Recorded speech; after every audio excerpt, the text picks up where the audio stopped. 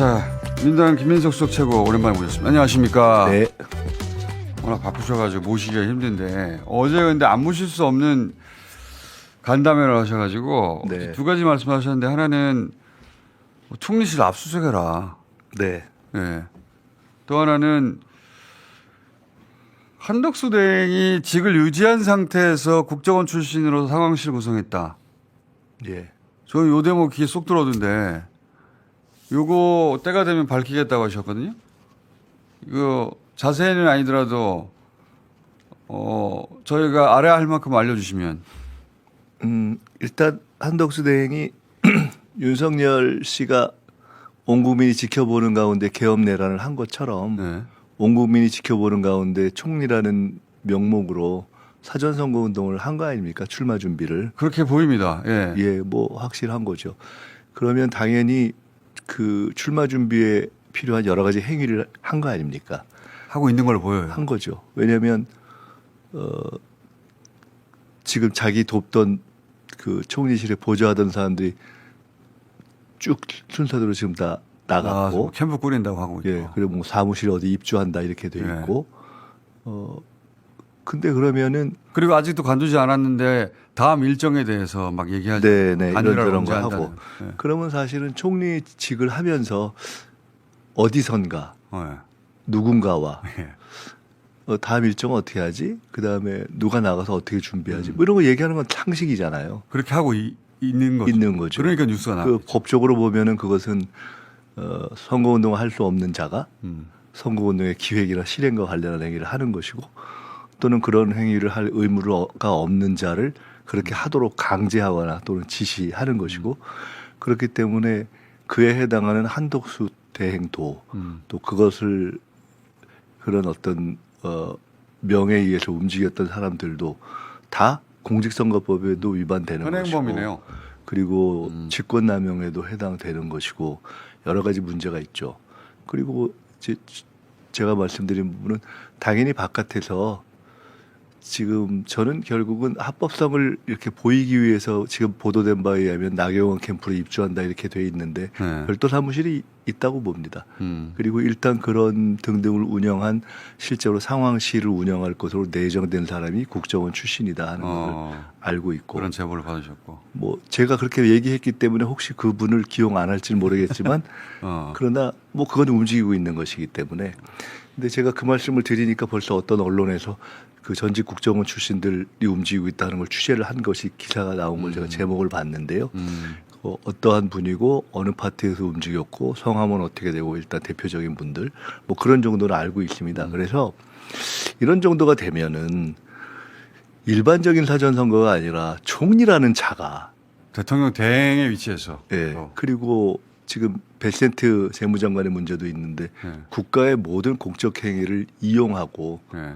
그 다음에 혈세를 착복해서 그 돈을 가지고 지금 장난을 친 거 아닙니까? 베센트 미 재무부 장관이 한 이야기는 굉장히 충격적이죠.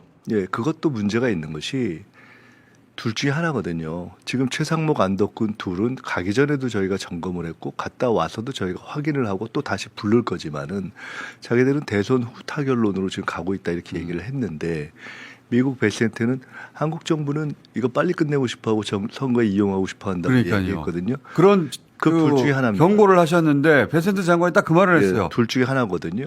최상목 안덕근이 거짓말을 했거나 네. 아니면 지금 별도로 넘어간 김태효 김태호. 안보실 차장이 뭔가 그렇게 미국 정부가 한국 정부가 그런 것을 의도하고 있다라고 받아들여질 행위나 언사를 미국 정부에 전달했거나 이면에서. 예, 그렇기 때문에 그걸 가지고 미국 정부 이게 한국 정부의 의도네 이렇게 할 수 있고 김태효가 개인이 움직인 것이 아니라 한 대행과 연관돼서 움직였다면 그것은 안보실이 지금 굳이 이야기한다면 경제 관련한 것은 3차장 소관인데 예. 1차장이 그렇게 했다면 그것은 월권이고 오더 없이 움직였다면 문제가 있고 그 오더가 한 대에서 나왔다면 이건 완전히 둘이 관세 협상하는데 김태호 왜 갑니까? 매국적 공범인 네. 거죠. 그렇기 때문에 관련 있는 것들이 굉장히 많습니다. 그래서 총리실 관련한 통화와 관련한 이런 것들 지금 압수수색하면 사전선거운동 관련한 것은 일반 사전선거운동이 아니지 않습니까? 오늘 지금 제가 매일 그다가 이제 1인 시위를 시작해서 저희 당의 네. 초재선 3선 의원들이 쭉 연계해서 함께 하고 있고 오늘 이제 이걸 언제까지 해야 되나 그래서 제가 나오려면 빨리 나와라 이랬는데 오늘 드디어 이제 나가는 것 같습니다. 네. 근데 이제 오늘까지 이제 저는 이거 끝나고 가서 또 이제 1인 시위를 할 생각인데 바로 사실은 지금 무슨 출마 담화 이런 걸 엄숙한 말로 할 것이 아니라 사실은 죄를 자복하고 석고대죄해야 되는 상황이고 저는 이런 상황이라면 검찰이라든가 검찰이 그 윤석열 씨 아크로비스타 뭐 압수수색을 한 것 네. 같은데 그 정도의 어떤 상황이라면은 검찰이 그 정도로 의혹이 충만한 상황이라면은 당연히 지금 한덕수 대행 오늘 당장 그 지금 바로 저는 압수수색을 해야 될 상황이라고 보거든요. 현행범이니까요. 예, 네. 검찰과 중앙선관위에 해당하는 거죠. 일단 그 문제 제기를 해야 할 시점이라고 봐서 했습니다. 그 스코 페센트 기자회견 보셨겠지만 저 잠깐 다시 한번 들어주세요. 우리 We are 입장에서는 finding 끔찍한 that they are 얘기인데 actually much more keen to come to the table, get this done, and then go home and campaign on it. 너무 명쾌하게 분명하게 우리가 우려했던 바를 자기들은 그게 좋으니까 국익이니까 저는 어떤 가능성이 높다고 보냐면 가기 전에 이제 최상목 안덕근 두 협상단에게 저희가 명확하게 전달을 했고 네. 실제로 저희는 최상목 안덕근 둘은 한덕수 대행의 입장과 달리 특히나 현재 정부의 부처의 각 1급 정도의 네. 실무 책임자들은 본인들이 이 일을 엉망을 만들어서 청문회 가거나 할 일이 없거든요. 자기들은 술 많은 사람들이 아니니까. 없기 때문에 실제로 뭐 이미 줄라이 패키지라고 해서 7월 타결론도 나와 있고 해서 그렇게 막 무리하게 서둘지 않았을 가능성이 더 높다고 봅니다. 그러면 결국은 마음이 급한 한덕수 대행이 다른 루트로 이면으로. 윤석열 라인으로 해서 김태우를 보내서 미국으로서는 사실은 이 사람이 와서 얘기하든 이 사람이 얘기하든 아 한국 정부의 얘기야 이렇게 얘기하면 그만 아닙니까? 그랬을 가능성이 훨씬 높아서 지금 이 상황은 이 매국적인 협상을 놓고 지금 미국 얘기가 있기 때문에 일단 한덕수, 김태호 등등 바로 수사 대상이라고 봅니다.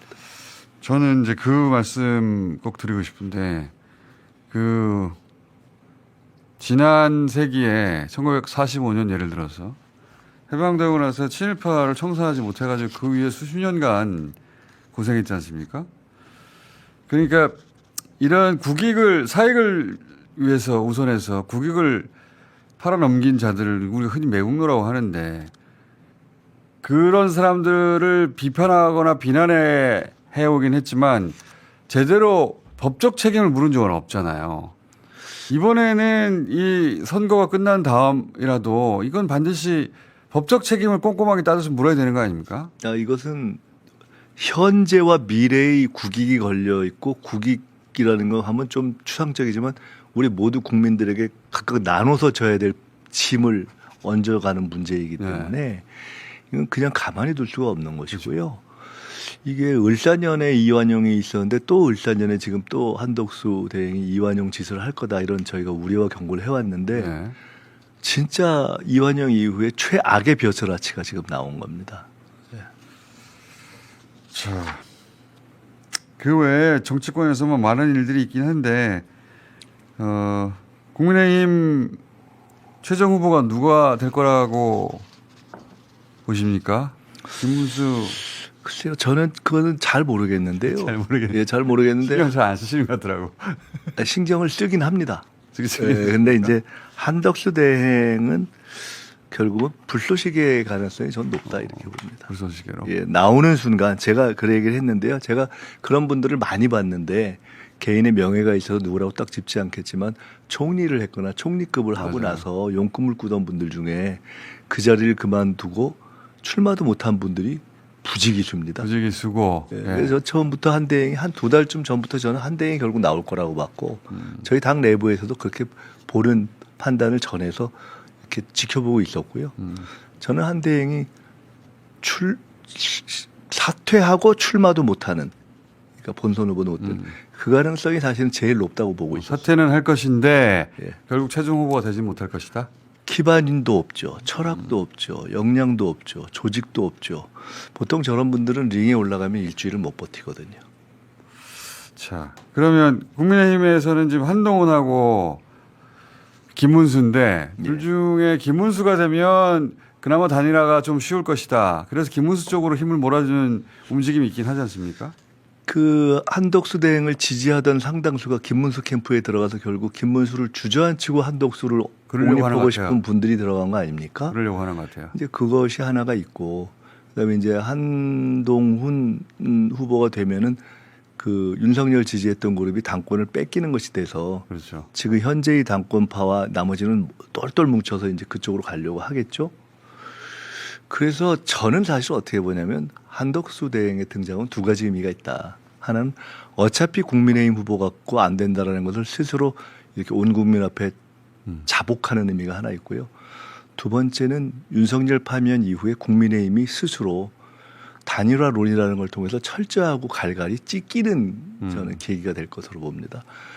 이제 사실은 단일화론을 내는 것으로 국민의힘이 무능한 불임 정당이라는 걸 스스로 천명한 것이고 그 안에서 탄핵파와 반탄핵파가 단일화 전선을 통해서 넘어갈 수 없는 그런 딱 갈라진 선을 갖게 되는 것이고 홍준표, 안철수 뭐 이런 분들이 마음으로 동의하고 협조할 이유가 없게 되는 것이고 홍준표 그래서 탈당해 버렸죠. 예. 탈당해 내버렸습니다. 그래서 저게 저는 알아서 갈갈이 찢기는 시작이 될 것이다 이렇게 봅니다. 지금 이재명 캠프는 영입 인사들이 계속 채워지고 있던데 더 들어올 분들이 있습니까? 이제 시작입니다. 아 그래요? 우리 예상치 못한 분들이 더 들어옵니까? 뭐 사람의 마음이 이제 전체적으로 변하는 것 같습니다. 제가 이 대표께서 그러니까 후보가 첫 현충원 참배를 할 때 예를 들어 박태준 전 총리 네네. 묘역을 참배했었지 않습니까? 이제 문득 생각이 들어서 말씀드렸더니 흔쾌히 이제 거기 가자고 해서 네네. 가졌었는데 제가 그때 박태준 전 총리 묘역을 가자고 말씀드렸던 것은 우리의 입장에서가 아니라 박태준 전 총리 그 당시 입장에서 보면 합리적 보수, 군 출신으로 산업화의 기수였던 분이 정권 교체가 나라를 위해서 불가피하다고 판단된 시기에 김대중이라는 진보 정치인과 결합해서 나라를 구하고 경제를 살린 케이스 아닙니까? 지금 보수로서 합리적으로 판단하고 애국심을 유지하는 분들, 헌법적 가치를 유지하는 분들이 정권을 바꿔야 되겠구나. 이제는 이재명이 대세구나. 네.